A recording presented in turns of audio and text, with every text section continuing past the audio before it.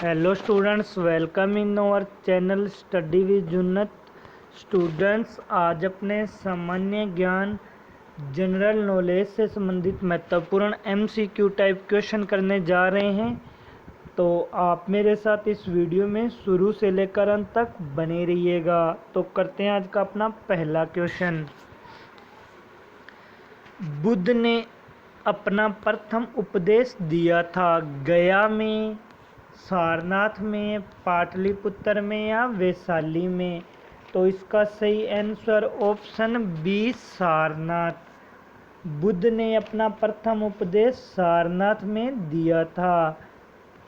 इस उपदेश को बौद्ध ग्रंथों में धर्म चक्र प्रवर्तन भी कहा जाता है और यह उपदेश बुद्ध ने पाली भाषा में दिया था। करते हैं आज का दूसरा क्वेश्चन। वैदिक युग में राजा अपनी जनता से जो कर वसूल करते थे उसे क्या कहते थे? बलि, विदित, वर्मन या कर? तो इसका सही आंसर ऑप्शन ए बलि। वैदिक युग में राजा द्वारा जनता से जो कर वसूल किया जाता था उसे बलि कहा जाता था। चलते हैं आज के तीसरे क्वेश्चन की तरफ। गुप्त काल में किस धातु के सिक्के सर्वाधिक जारी किए गए? सोना, चांदी, लोहा या तांबा? तो इसका सही आंसर ऑप्शन ए सोना। गुप्त काल में सोने के सिक्के सर्वाधिक जारी किए गए। चलते हैं आज के चौथे क्वेश्चन की तरफ। इंडियन नेशनल कांग्रेस का पहला अधिवेशन कहाँ आयोजित हुआ? मुंबई में, मद्रास में, कलकत्ता में या दिल्ली में? तो इसका सही answer option A Mumbai. Indian national Congress का प्रथम अधिवेशन मुंबई में आयोजित हुआ। चलते हैं आज के पांचवें क्वेश्चन की तरफ। अधिकांश चोलकालीन मंदिर किस देवी देवता को समर्पित हैं? विष्णु, शिव, गणेश या दुर्गा? तो इसका सही आंसर ऑप्शन बी शिव। अधिकांश चोलकालीन मंदिर शिव देवता को समर्पित हैं। आज का अपना छठा क्वेश्चन। मूलभूत अधिकारों की सूची में से संविधान संशोधन द्वारा संपत्ति के अधिकार को हटाया गया। 42वां संशोधन, 62वां संशोधन, 44वां संशोधन या 43वां संशोधन? तो इसका सही आंसर ऑप्शन सी 44वां संशोधन। 44वें संविधान संशोधन में संपत्ति के अधिकार को हटाया गया। करते हैं आज का सातवां क्वेश्चन। केंद्रीय मंत्री परिषद के विरुद्ध अविश्वास प्रस्ताव कहाँ प्रस्तुत किया जा सकता है? केवल राज्यसभा में, केवल लोकसभा में, राज्यसभा लोकसभा दोनों में या राज्यों की विधानसभा में? तो इसका सही आंसर ऑप्शन बी केवल लोकसभा में। केंद्रीय मंत्रिपरिषद के विरुद्ध अविश्वास प्रस्ताव केवल लोकसभा में प्रस्तुत किया जा सकता है। चलते हैं आज के आठवें क्वेश्चन की तरफ। गुजरात में साबरमती आश्रम की स्थापना गांधी जी ने किस वर्ष की थी? 1916 में, 1917 में, 1918 में, 1929 में? तो इसका सही आंसर ऑप्शन ए 1916 में। गुजरात में साबरमती आश्रम की स्थापना गांधी जी ने 1916 में की थी। चलते हैं आज के 9वें क्वेश्चन की तरफ। संसद के दोनों सदन का संयुक्त सत्र कौन बुला सकता है? राष्ट्रपति, प्रधानमंत्री, लोकसभा अध्यक्ष, उपराष्ट्रपति? तो इसका सही आंसर ऑप्शन ए राष्ट्रपति। संसद के दोनों सदनों का संयुक्त सत्र राष्ट्रपति बुला सकता है। चलते हैं आज के 10वें क्वेश्चन की तरफ।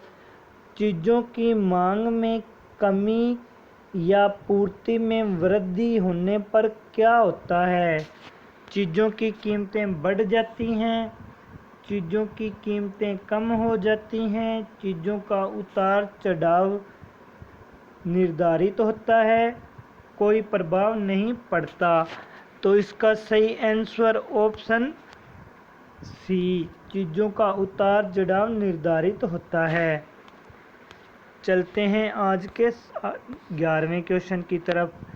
भारत में कागजी नोट मुद्रा को जारी करने का पूर्ण अधिकार किसके पास है? भारत सरकार, वित्त आयोग, भारतीय रिजर्व बैंक या सेंट्रल बैंक ऑफ इंडिया? तो इसका सही आंसर ऑप्शन बी, वित्त आयोग, ऑप्शन सी, भारतीय रिजर्व बैंक। भारत में पूर्ण कागजी नोट मुद्रा को जारी करने का अधिकार आरबीआई बैंक के पास है। चलते हैं आज के 12वें क्वेश्चन की तरफ। ऑपरेशन फ्लड किससे संबंधित है? गेहूं उत्पादन से, बाढ़ उत्पादन से, जल संचयन से या दुग्ध उत्पादन से? तो इसका सही आंसर ऑप्शन डी, दुग्ध उत्पादन। ऑपरेशन फ्लड दुग्ध उत्पादन से संबंधित है। चलते हैं आज के 13वें क्वेश्चन की तरफ। निम्न में से कौन सा एक साधन केंद्र सरकार के राजस्व का स्रोत नहीं है? आयकर, कृषि आयकर, उत्पाद शुल्क या कॉर्पोरेट? तो इसका सही आंसर ऑप्शन बी, कृषि आयकर। चलते हैं आज के 14वें क्वेश्चन की तरफ।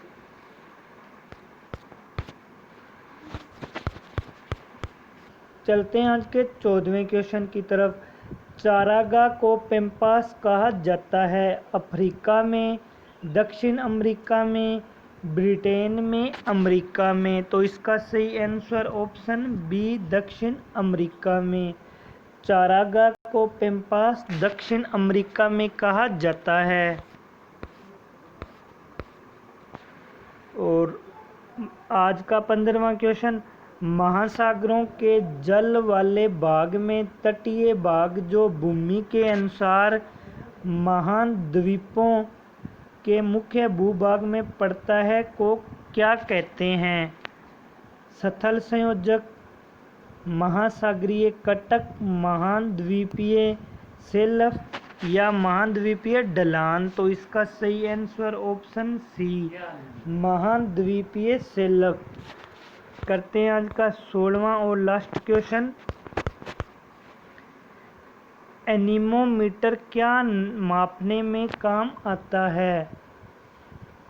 पवन की दिशा, पवन का वेग, दाब की प्रवणता या पवन की गति और समय? तो इसका सही आंसर ऑप्शन बी, पवन का वेग। एनीमोमीटर पवन का वेग मापने में काम आता है। तो स्टूडेंट्स बताइएगा आपको ये 16 क्वेश्चन कैसे लगे। अगर आपको ये क्वेश्चन अच्छे लगे हो तो इस वीडियो को लाइक शेयर कीजिएगा और अपने यूट्यूब चैनल को अगर आपने अभी तक सब्सक्राइब नहीं किया तो सब्सक्राइब कीजिएगा। तो मिलते हैं कल एक नई वीडियो के साथ।